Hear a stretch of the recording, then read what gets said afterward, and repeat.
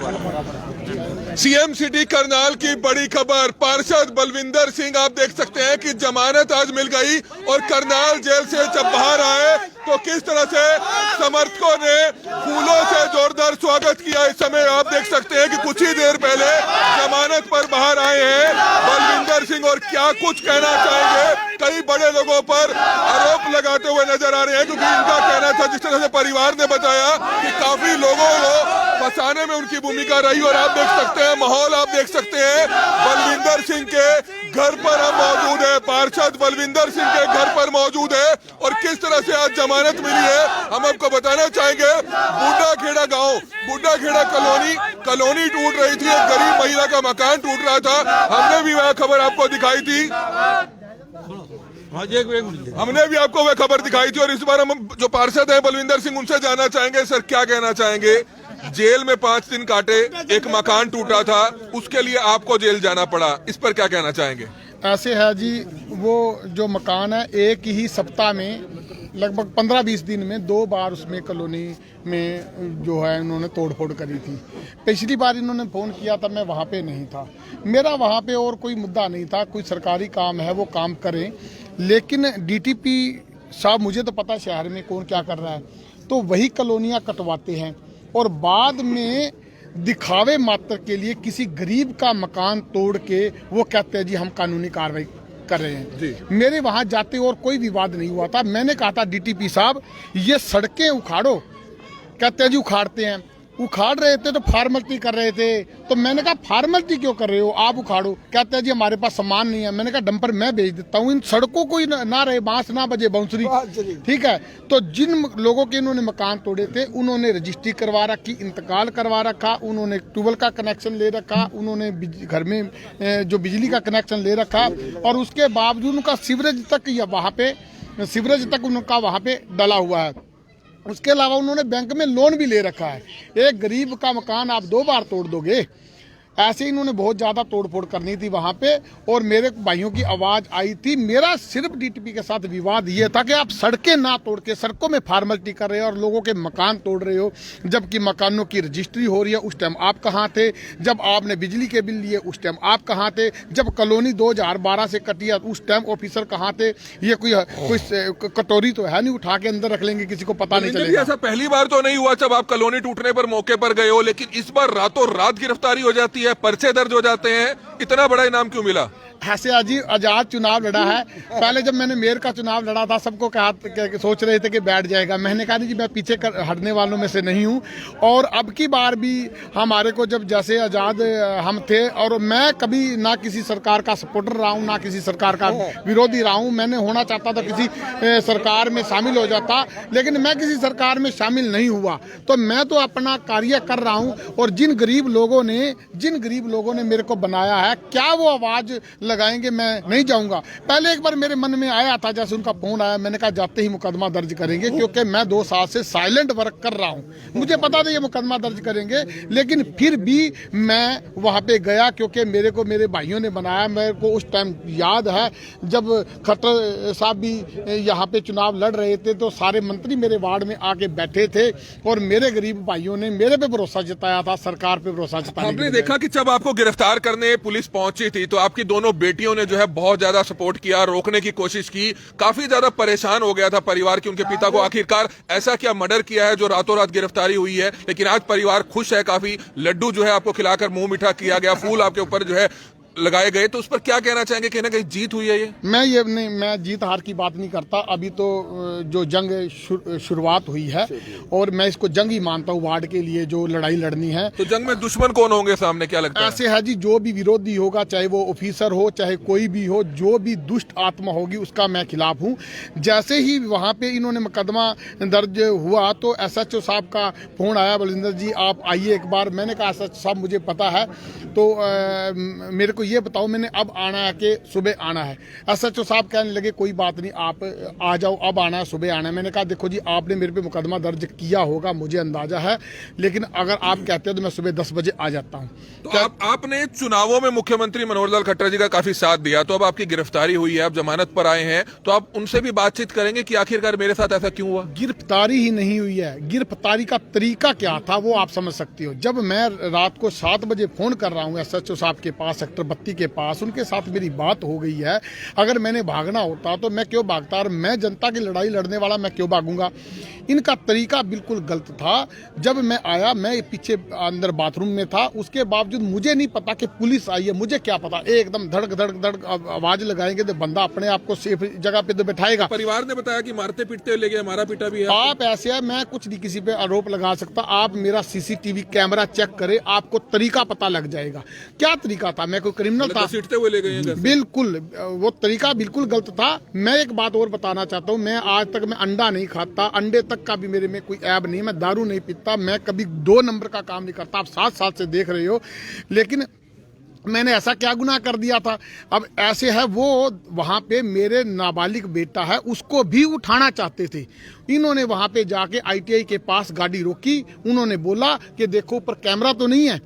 वो कैमरा सोच रहे थे भी कैमरा तो नहीं है, उन्होंने कहा 200 मीटर और रोको आगे जाके। वो 200 मीटर कैमरे से दूर रोकी गाड़ी, कहते अब इसका बेटा पीछे आ रहा है, उसको उठा के अंदर डालो। फिर मेरा वहां पे विवाद हुआ, मैंने कहा मैं अपना सहन कर लूंगा, बेटा मेरा नाबालिग है, उसको अंदर डाला तो मैं बिल्कुल सहन नहीं कर पाऊंगा।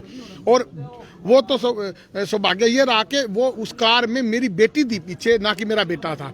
और यहाँ पे अंदर छोटी वीडियो बनी है, जो मेरे महावीर लड़का है, मेरे बच्चों समान है, मेरे घर पे ही रहता है, तो उसने पूरी वीडियो बनाई थी। वो जाते हुए उसका मोबाइल छीन के ले गए। तो अगर आप बिल्कुल सही कार्य करते हैं तो आपको मोबाइल छीनने की क्या जरूरत है? वकील है भूपेंद्र सिंह राठौर, उन्होंने कहा कि अगर आप कोर्ट में जाते हैं, सुप्रीम कोर्ट तक जो है हम इस मामले को खींच सकते हैं, क्योंकि जो आपकी गिरफ्तारी हुई है वो गलत हुई है। आप जाएंगे कोर्ट में आगे? जी बिल्कुल ऐसे, वो मेरा वकील नहीं है, वो मेरा भाई है। जो उसने मेरा साथ दिया है ना, तो वो कोई सगा भाई भी इतना साथ नहीं दे सकता। उसने पार्टी से हट के साथ दिया है। और यहाँ पे बात चलती थी, वहां भी जेल में भी जो लोग आए थे, बात चलती थी, कहते हैं जी पहले करनाल में ऐसा दृश्य कभी नहीं हुआ था, क्रूर से क्रूर लोग भी यहाँ पे थे, लेकिन ऐसा कार्य कभी भी, करनाल शांत शहर था, पहली बार यहाँ अफरा तफरी मचाई है। और ऐसे वो भी आजाद पार्षद, ऐसे कुचलने का काम पहली बार करनाल में। ऐसा क्या लगता है आपको, इतना कौन प्यार करता था आपको, जो इतना प्यार जो है आपके ऊपर झलका? ऐसे है जी, वो तो मुझे भी नहीं समझ आ रही भी कौन कौन इतना ज्यादा प्यार कर रहा है, वो आपको समझ आ रही है। लेकिन आप ये समझ सकते हो कि यहाँ के छोटे मोटे लोकल नेता के कहे पे इतने क्रूर तरीके से आपको आपके घर में बेइज्जत करके कोई नहीं ले एक आपने ये भी आरोप लगाए थे कि आप ही के वार्ड में इतनी कॉलोनियां क्यों टूटती है? कॉलोनियां टूटे, मुझे प्रॉब्लम, मेरे वार्ड में भी टूटे, जहां मर्जी टूटे, पर कॉलोनियां टूटे, ना के मकान टूटे। उनके सीवरेज उखाड़े जाएं, उनकी सड़कें उखाड़ी जाएं, वो टूटे। कॉलोनियां तो ना मेरे वार्ड में टूट रही, ना शहर में टूट रही। मामले दर्ज हुए, उनकी तो आज से गिरफ्तारी। मैं बताता, कॉलोनाइजर के जो मुकाम हुए हैं ना, वो तो हुए हैं। कॉलोनाइजर के मैंने उसको डीटीपी साहब को बोला था कि आपने कितने मुकदमे दर्ज करे आज तक? वो कहता है जी 12-13 करे। मैं कहा डीटीपी साहब आपने कहाँ मुकदमे दर्ज करे हैं? जैसे एक कॉलोनी काटी है, उसने अपने नौकर के नाम से काट दी और आपने नौकर का चालान कर दिया। उसी ही कॉलोनी के मालिक के बेटे के नाम भी प्लॉट बेचे हुए हैं, लेकिन आपने वहां चालान नहीं करा। तो आप सोच समझ के, जिनमें उनको रिलीफ मिलता है वो रिलीफ देने का कार्य करते हैं। आपकी तो 24 घंटे से पहले गिरफ्तारी होगी, मामला दर्ज हुए, कॉलोनाइजर्स की आज तक गिरफ्तारी नहीं हुई, इसको क्या समझते हैं? बिल्कुल ऐसे है जी, इसमें जो डीटीपी साहब है पूरा भ्रष्ट है। मैं अच्छी तरह से जानता हूं, या आप नहीं जानते।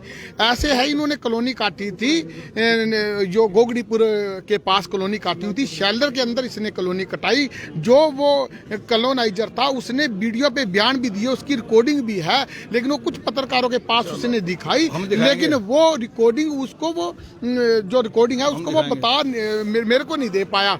और इसने खुला भ्रष्टाचार। बलविंदर सिंह जी, आपके परिवार के लोगों ने भी आरोप लगाया कि कहीं ना कहीं राजनीतिक देश भावना भी इसके पीछे थी, तो कौन लोग हैं ऐसे जो चाहते हैं कि? जी करनाल लेवल का तो कोई नेता नहीं था, ठीक है।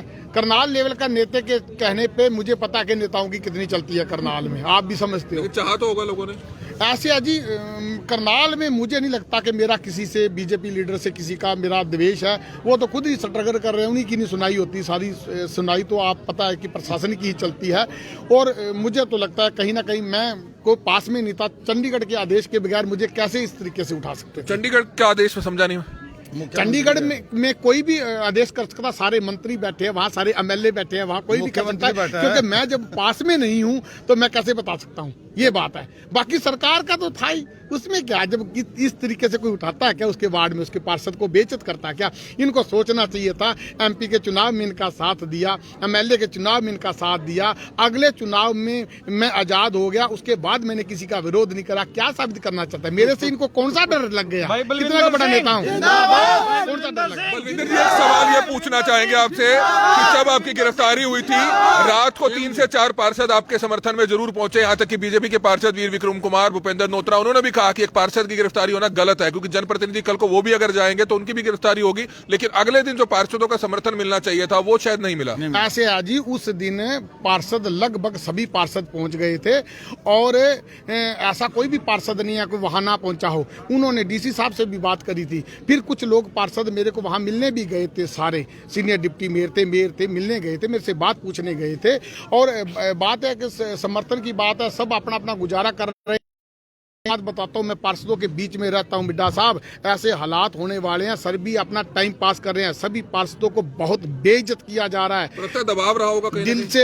कई पार्षदों की आंखों में पानी था, लेकिन उन्होंने वार्ड ने उनको चुना है। उनकी 1000 तरह की मजबूरियां होती हैं। हर बंदा हमारी तरह आगे आके मोर्चा नहीं संभाल सकता। लेकिन पार्षदों का आप देखना कि इनका हशर क्या होगा। पार्षद मतलब 20 में से मैं दावे के साथ कहता हूँ 20 ना लो, आप देख सकते हैं काट रहे हैं, ऐसा क्या है? क्लोजर है बहुत बड़े बड़े करनाल के अंदर है। मैं दिखाऊं, अगर डीटीबी कहता कि विनोद तितोरिया जहां मर्जी आ जाए, मेरे से कोई दुश्मनागी नहीं।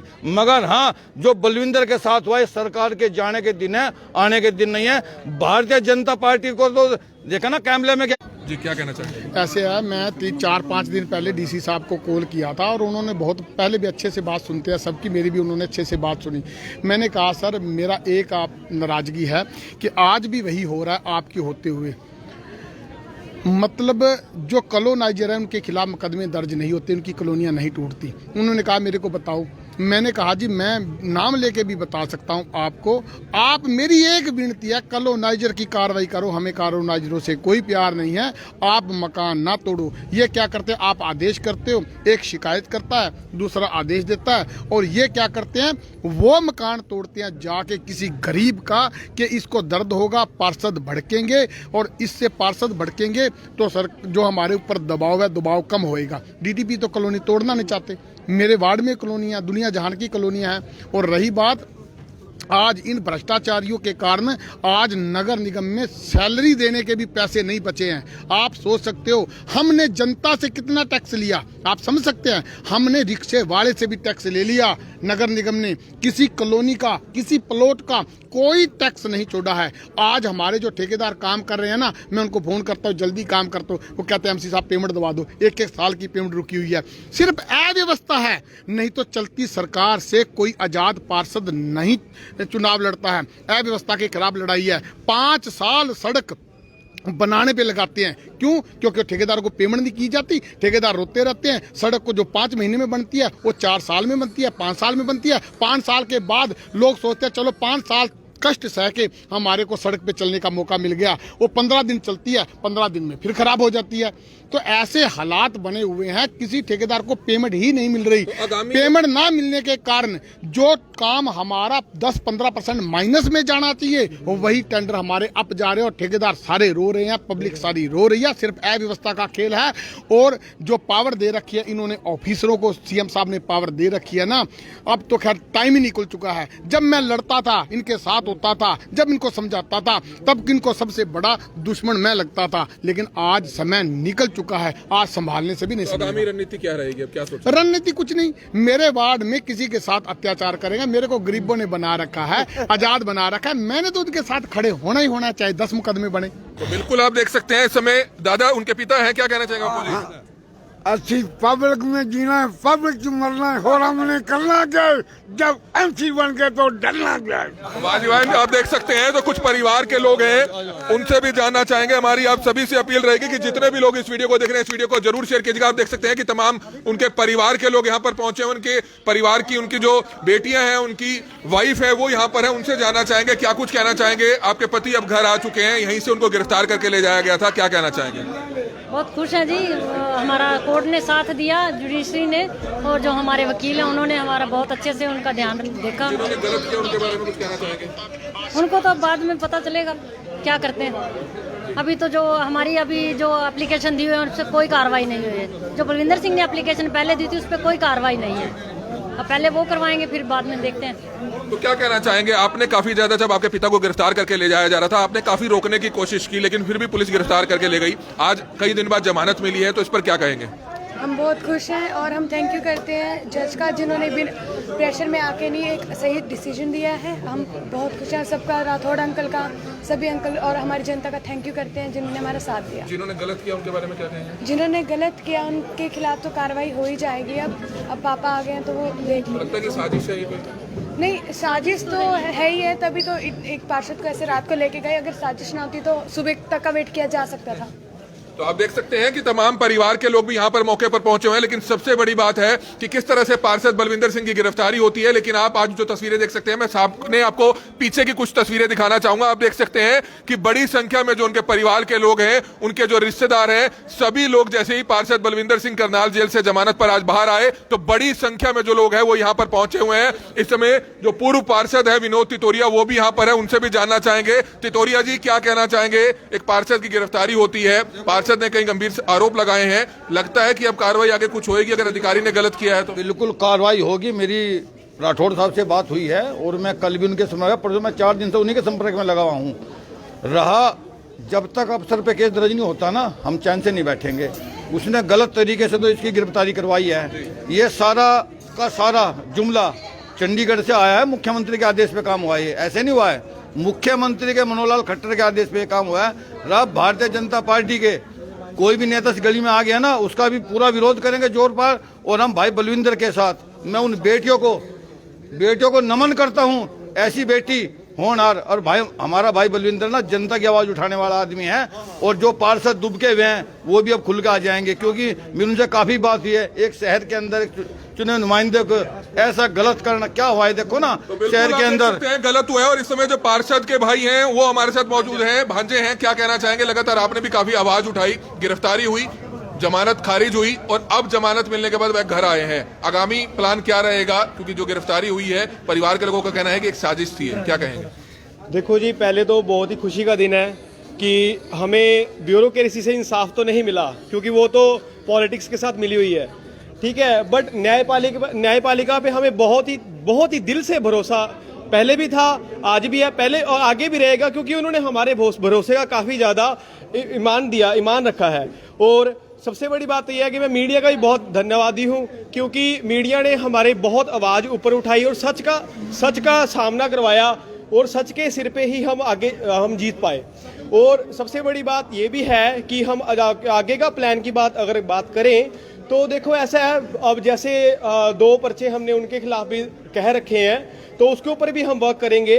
और जो उन्होंने एक निंदनीय और घोर ही निंदनीय घटना को अंजाम दिया है, उस घटना के अंजाम को हम तहे दिल से सारे वार्डवासी का सारा शहर मिलके उस ऑफिसर को और जो भी इसके बीच में साजिश में मिले हुए हैं, हम उनको बताएंगे कि आपने ये जो काम किया है इसका फैसला जनता कैसे देती है और किस प्रकार से देती है। इसमें जुडिशरी भी हमारा साथ देगी, क्योंकि उन्होंने बहुत गलत काम किया है। लोग हैं वो कुछ बताना चाहिए? देखो जी, ऐसा है, अभी इस चीज के ऊपर हम पुष्टि नहीं दे सकते, क्योंकि कहने को बहुत है बातें, कोई कुछ है, बट एग्जैक्ट बारे में हम बिना पॉलिटिकल प्रेशर के इतना तगड़ा कांड नहीं हो सकता। ये आपको ही पता है, आप भी समझदार हो कि 11:30 बजे आपके घर में कोई हमला बोल रहा है बिना कोई वारंट के, बिना अरेस्ट वारंट, बिना आपके कोई सर्च वारंट, और एक बंदे ने आपसे पहले ही दरखास्त दे रखी है। एक बंदा 3 बजे दरखास्त दे के आता है और एक बंदा जाता है 5 बजे दरखास्त देता है, और आप 3 बजे वाले के ऊपर नहीं कोई कार्रवाई करते, और 5 बजे जो जाता है उसके ऊपर आप फट से 3 घंटे के अंदर कार्रवाई करते हो। जब गिरफ्तारी हुई थी आप एसपी करनाल से मिले थे, कोई आश्वासन मिला था? देखो जी, वो तो एक साहब का पिट्ठू है सरकार का, मैं तो शरेआम कहता हूँ। क्योंकि सबसे बड़ी बात है, आप एक जब कोई ट्रेनिंग पे जाता है ना, मेरे को थोड़ा थोड़ा पता है क्योंकि मैं भी उस एग्जाम की तैयारी कर रहा हूँ, तो वो पहले ये बताते हैं कि आप नेता आएंगे चले जाएंगे, पर आप आए और आप अपने जिले का देश का विकास करोगे और आप अपने डिसीजन खुद लोगे। यार एक बंदा जब डिसीजन ही नहीं ले पा रहा, वो आईपीएस का एक फायदा क्या है ब्यूरोक्रेसी का? आखिरकार हमारी जनता को भरोसा होता है कि नेता तो चलो खा जाएगा, ठीक है, वो क्या होता है, वो पुलिस वाले पे भरोसा होता है उसको भी, चल यार ये तो सुनेगा, चल छोटा पुलिस वाला सुनेगा, यार एसपी तो सुनेगा, वो तो शहर का कप्तान खवाया जाता है, वो तो लॉ एंड ऑर्डर का मालिक है। यार जब वही बंदा बिक गया, वही बंदा हमारी बात नहीं सुनेगा, वो बंदा डिसीजन भी नहीं ले पाएगा, तो क्या आप कहते हो कि वो बंदे को सीट पे बैठना चाहिए? फायदा क्या यार? जब आप सरकार के ऊपर चलते हो, जैसे सरकार ने बोला आपने वैसे ही किया। यार पहली बात तो ये है कि एक आईएएस और आईपीएस जो एक ऐसी एक मतलब कि एग्जीक्यूटिव बॉडी बनाई गई है, वो इसीलिए बनाई गई है कि जो नेता लोग लगा लो या कोई भ्रष्टाचार लगा लो, उसको टैकल करने के लिए। अगर यार वही जब साथ में मिल गए तो टैकल कौन करेगा? टैकल तो फिर वही करेगा जो जहाँ तो गरीबों का हमदर्दी होगा, जहाँ वो जो जुडिशरी है। अब एक ही रह गया हिंदुस्तान में, एक जुडिशरी के ऊपर जो विश्वास है, जो लग रहा है कि हाँ वो हमारी बातों के ऊपर ध्यान देते हैं, हमारे अधिकारों के ऊपर हमारे वर्क करते हैं, हमें कहीं हमारे अधिकारों पर चोट जाती है तो हम उनके पास जाकर हम अपना प्रस्ताव रख सकते हैं, वो हमारी बातें सुनते भी हैं। हमारे अगर राइट्स वायलेट होते हैं, हम उन राइट्स को रीट लगा के वहाँ जाते हैं, हमारी बात सुनी भी जाती है। यार जब यही बंदे नहीं सुनेंगे तो फिर जाएंगे ना। अब एक आईएएस आईपीएस, हम आईएएस के वहाँ भी गए, वो बंदा तो उठा ही नहीं। यार कमाल है, आप एक ब्यूरोक्रेसी के मालिक हो, आप शहर के शासक हो, एक आईएएस ऑफिसर हो, दुनिया कहती है यार कमाल की बात है। एक आईएएस ऑफिसर जो शहर का होता है, उसके अंडर सारे महकमे होते हैं, सब कुछ होता है उसके अंडर, क्योंकि वो एक फाइनल डिसीजन वाला होता है। यार उसको बनाया होता है, हम उसको एक उसकी खूबियों को देख के हम उसको चुनते हैं कि यार तू शहर का ना मालिक है और तू शहर की जनता को सही तरीके से डिजाइन करेगा, उनका भला करेगा, जो गलत हो रहा है तो गलत का उसका निपटारा करेगा। यार जब वही गलत के साथ मिल गया, फायदा क्या? आप जब ऊपर से नेता फोन कर रहा है, यार जब नेता की माननी तो फिर नेतागिरी करते ना, आईएएस क्यों बने? तो बिल्कुल बड़े तरह के गंभीर आरोप जो है परिवार के लोग इस समय लगाते हुए नजर आ रहे हैं। पार्षद बलविंदर सिंह वार्ड नंबर 2 से पार्षद लगातार दूसरी बार चुने गए थे। गिरफ्तारी हुई, गिरफ्तारी होने के बाद जमानत याचिका खारिज हो जाती है, लेकिन आज जो है जमानत मिलने के बाद जब करनाल जेल से देर शाम वापस घर पहुंचते हैं तो लड्डू खिलाकर, फूल बरसाकर तमाम परिवार के लोग ही नहीं बल्कि आसपास के वार्ड के लोग जिन्होंने उनके लिए काम किया, वार्ड के लिए काफी अच्छा काम किया, तो उन लोगों ने जो है भरपूर स्वागत किया। और हमारी आप सभी से अपील रहेगी कि जितने भी लोग इस खबर को देख रहे हैं, इस खबर को ज्यादा से ज्यादा जरूर शेयर कीजिएगा। पार्षद बलविंदर सिंह के घर से इस समय आप ये खबर देख रहे थे, परिवार के लोगों ने बताया कि जिन लोगों ने उनके साथ गलत किया, आगे उनका समय है, अब क्या कुछ आगे होता है ये बहरहाल आगे देखा जाएगा। हमारी आप सभी से अपील, जितने भी लोग इस खबर को देखें, इस खबर को ज्यादा से ज्यादा जरूर शेयर करें। कमल मिड्डा, करनाल ब्रेकिंग न्यूज, करनाल।